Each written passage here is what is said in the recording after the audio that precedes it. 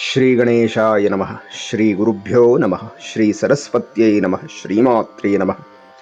ಎಲ್ಲರಿಗೂ ನಮಸ್ಕಾರಗಳು. ಆತ್ಮೀಯರೇ, ಸೌಂದರ್ಯ ಲಹರಿಯ 55ನೆಯ ಶ್ಲೋಕ. ನಿಮೇಷೋನ್ಮೇಷಾಭ್ಯಾಂ ಪ್ರಳಯ ಮುದಯಂ ಯಾತಿ ಜಗತಿ ತವೇತ್ಯಾಹುಸ್ಸಂತೋ ಧರಣೀಧರ ರಾಜನ್ಯತನಯೇ ತ್ವದುನ್ಮೇಷಾಜ್ಜಾತಂ ಜಗದಿದಮಶೇಷಂ ಪ್ರಳಯತಃ ಪರಿತ್ರಾತುಂ ಶಂಕೆ ಪರಿಹೃತ ನಿಮೇಷಾಸ್ತವದೃಶಃ. ಹೇ ಪರ್ವತರಾಜಕುಮಾರಿಯೇ, ನಿನ್ನ ಕಣ್ಣಿನ ರೆಪ್ಪೆಗಳ ಮುಚ್ಚುವಿಕೆ ಮತ್ತು ತೆರುವಿಕೆಯಿಂದಾಗಿ ಈ ಲೋಕವು ಪ್ರಳಯವನ್ನು ಮತ್ತೆ ಸೃಷ್ಟಿಯನ್ನು ಹೊಂದುತ್ತಿದೆಯಮ್ಮ. ಈ ಮಾತನ್ನು ಸಂತ ಮಹಾತ್ಮರು ಹೇಳುತ್ತಿದ್ದಾರೆ. ನಿನ್ನ ಕಣ್ಣುಗಳನ್ನು ತೆರುವಿಕೆಯಿಂದಾಗಿ ಸೃಷ್ಟಿಯಾದ ಈ ಸಮಸ್ತ ಭುವನ ಬ್ರಹ್ಮಾಂಡವನ್ನು ನಾಶ ಮಾಡಬಾರದು, ಕಾಪಾಡಬೇಕು ಅನ್ನುವ ಕಾರಣದಿಂದಾಗಿ ನೀನು ನಿನ್ನ ಕಣ್ಣಿನ ರೆಪ್ಪೆಗಳನ್ನು ಮುಚ್ಚದೇ ಇರುವೆ ಅಂತ ನಾನು ಭಾವಿಸುತ್ತಿರುವೆನಮ್ಮ ಅಂತ ಹೇಳಿ ಈ ಶ್ಲೋಕದಲ್ಲಿ ಶ್ರೀ ಶ್ರೀ ಶಂಕರ ಭಗವತ್ಪಾದರು ಅಮ್ಮನ ದೃಷ್ಟಿಯಲ್ಲಿರಬಹುದಾದ ಕರುಣೆ, ರೆಪ್ಪೆ ಮುಚ್ಚದೆ ನಮ್ಮನ್ನು ಕಾಪಾಡುತ್ತಿರುವಂಥದ್ದು ಅನ್ನುವ ವಿಚಾರವನ್ನು ಹೇಳ್ತಾ ಇದ್ದಾರೆ. ನೋಡಿ, ಈ ಶ್ಲೋಕದಲ್ಲಿ ಗುರುಗಳು ಅಮ್ಮನನ್ನ ಧರಣೀಧರ ರಾಜನ್ಯತನಯೇ ಅಂತ ಹೇಳಿ ಕರೆದಿದ್ದಾರೆ. ಅಂದರೆ ಪರ್ವತಗಳಿಗೆಲ್ಲ ರಾಜನಾದ ಹಿಮವಂತನ ಮಗಳಾದ ಹೇ ಹೈಮವತಿಯೇ, ಹೇ ಪರ್ವತ ರಾಜಕುಮಾರಿಯೇ ಅಂತ ಕರೆದಿದ್ದಾರೆ. ಅಂತಹ ಹಿಮವಂತನ ಮಗಳಾದ ಹೈಮವತಿಯೇ, ನೀನು ಒಮ್ಮೆ ಕಣ್ಣಿನ ರೆಪ್ಪೆಯನ್ನು ಮುಚ್ಚಿದರೆ ಇಡೀ ಸೃಷ್ಟಿಯೇ ಪ್ರಳಯವಾಗಿ ಬಿಡುತ್ತೆ. ಮತ್ತು ನೀನು ಆ ಕಣ್ಣನ್ನು ತೆರೆದರೆ ಈ ಸೃಷ್ಟಿ ಪುನಃ ಆರಂಭವಾಗುತ್ತಮ್ಮ ಅಂತ ಹೇಳ್ತಾರೆ. ಇಲ್ಲಿ ನಿಮೇಷ ಅಂತಂದರೆ ರೆಪ್ಪೆಗಳ ಮುಚ್ಚುವಿಕೆ, ಉನ್ಮೇಷ ಅಂದರೆ ರೆಪ್ಪೆಯನ್ನು ತೆಗೆಯುವಂಥದ್ದು ಅಂತ.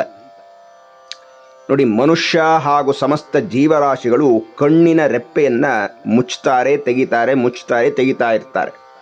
ಆದರೆ ದೇವತೆಗಳ ವಿಷಯದಲ್ಲಿ ಹಾಗಲ್ಲ. ದೇವತೆಗಳು ಯಾವ ಕಾಲದಲ್ಲೂ ಕಣ್ಣಿನ ರೆಪ್ಪೆಯನ್ನು ಮುಚ್ಚುವುದಿಲ್ಲ. ಹಾಗಾಗಿ ಅವರನ್ನು ಅನಿಮೇಷರು ಅಂತ ಹೇಳಿ ಕರೀತಾರೆ, ನಮ್ಮನ್ನು ನಿಮೇಷರು ಅಂತ ಹೇಳಿ ಕರೀತಾರೆ.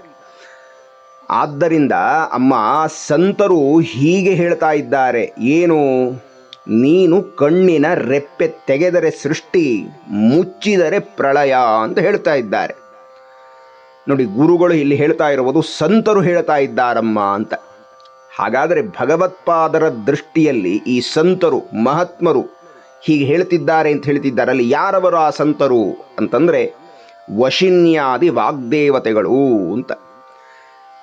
ಶ್ರೀಲಲಿತೆಯಿಂದಲೇ ಹೊರಗಡೆ ಬಂದಂಥ ಈ ಜ್ಞಾನ ಸ್ವರೂಪರಾದಂಥ ವಶಿನ್ಯಾದಿ ಅಷ್ಟದೇವಿಯರು ಲಲಿತಾ ಸಹಸ್ರನಾಮವನ್ನು ತಾವು ತಪಸ್ಸನ್ನು ಮಾಡಿ ಆ ದೇವಿಯ ಅನುಗ್ರಹದಿಂದ ಆಕೆಯ ದಿವ್ಯ ತತ್ವಗಳನ್ನು, ಮಹತ್ವವನ್ನು ವೇದಗಳ ಹಿನ್ನೆಲೆಯಲ್ಲಿ, ವೇದಾಂತದ ಹಿನ್ನೆಲೆಯಲ್ಲಿ, ಲೀಲೆಗಳ ಹಿನ್ನೆಲೆಯಲ್ಲಿ, ತಂತ್ರಶಾಸ್ತ್ರಗಳ ಹಿನ್ನೆಲೆಯಲ್ಲಿ, ಆಕೆಯ ಆರಾಧನೆಯ ಮಾಡುವ ಹಿನ್ನೆಲೆಯಲ್ಲಿ, ಮಂತ್ರಶಾಸ್ತ್ರಗಳ ಹಿನ್ನೆಲೆಯಲ್ಲಿ, ಯೋಗಶಾಸ್ತ್ರಗಳ ಹಿನ್ನೆಲೆಯಲ್ಲಿ, ಕಾವ್ಯಗಳ ಹಿನ್ನೆಲೆಯಲ್ಲಿ, ಪುರಾಣ ಶಾಸ್ತ್ರಗಳ ಹಿನ್ನೆಲೆಯಲ್ಲಿ, ಭಕ್ತಿಯ ಹಿನ್ನೆಲೆಯಲ್ಲಿ, ಹೀಗೆ ಜಗನ್ಮಾತೆಯ ಆ ಲಲಿತಾ ದೇವಿಯ ಅನೇಕ ವಿಧವಾದಂಥ ತತ್ವಚಿಂತನೆಗಳನ್ನು ಈ ವಾಗ್ದೇವತೆಗಳು ತಾವು ತಮ್ಮ ತಪಶಕ್ತಿಯಿಂದ ತಿಳಿದು ಅದನ್ನು ದರ್ಶನ ಮಾಡಿ ರಚಿಸಿದಂಥ ಅಪೌರುಷೇಯವಾದಂಥ ಸಹಸ್ರನಾಮ ಲಲಿತಾ ಸಹಸ್ರನಾಮ.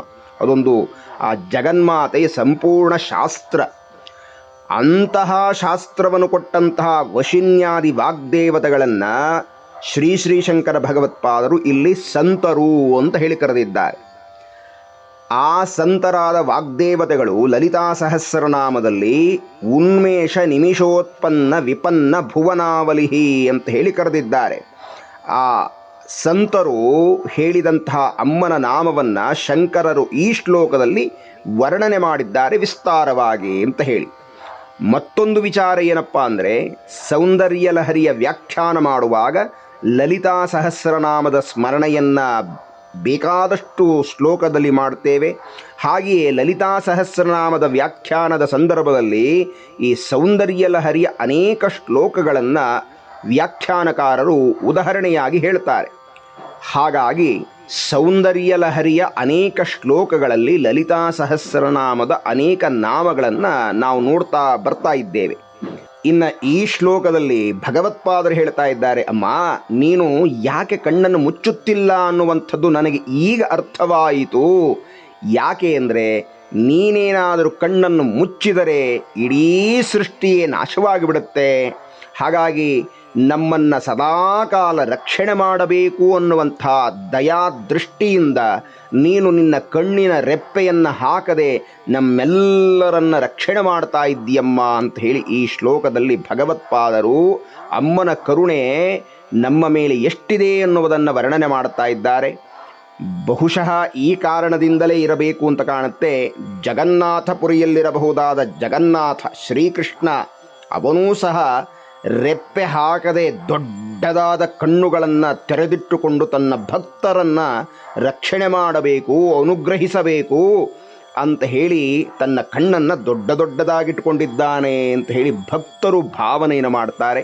ಇಂತಹ ಆ ಜಗದಂಬೆಯ ಪಾದಾರವಿಂದಗಳಿಗೂ ಹಾಗೆ ಶಂಕರ ಭಗವತ್ಪಾದರ ಪಾದಾರವಿಂದಗಳಿಗೂ ಶಿರಸ ಮನಸ ವಂದಿಸುತ್ತಾ ಮುಂದಿನ ಉಪನ್ಯಾಸದಲ್ಲಿ ಮುಂದಿನ ಶ್ಲೋಕ ಚಿಂತನೆಯನ್ನು ನಡೆಸೋಣ. ಎಲ್ಲರಿಗೂ ವಂದನೆಗಳು, ನಮಸ್ಕಾರ.